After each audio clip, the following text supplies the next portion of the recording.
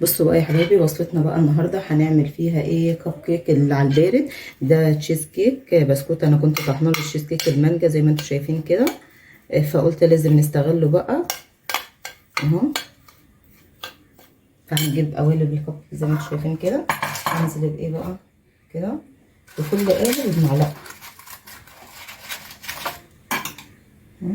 او معلقه وشويه كده اهو.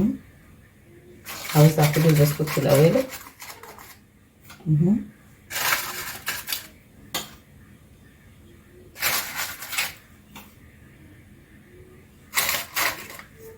هي القوالب دي كبيره شويه، هي اللي موجوده عندي، بس في قوالب صغيره على قد قالب الكب كيك، فتحه الكب كيك كده الصينيه اهو.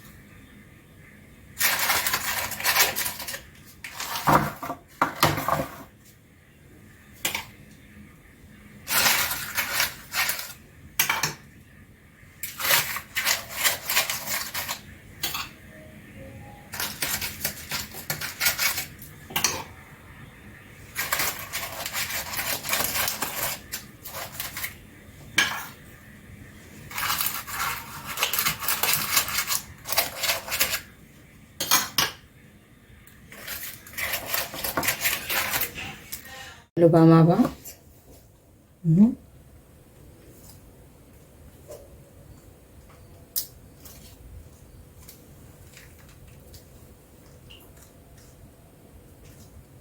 دي كريمه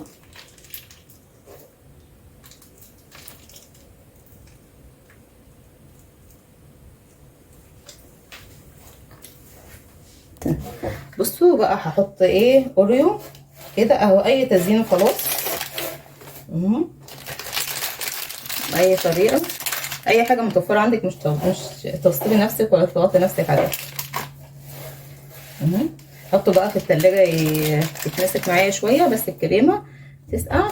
وهو بقى ده تشيز كيك بقى ايه، بارد من غير اي دقيق ولا اي حاجه خالص، بالبسكوت زي ما انا قلت لكم في اول الفيديو.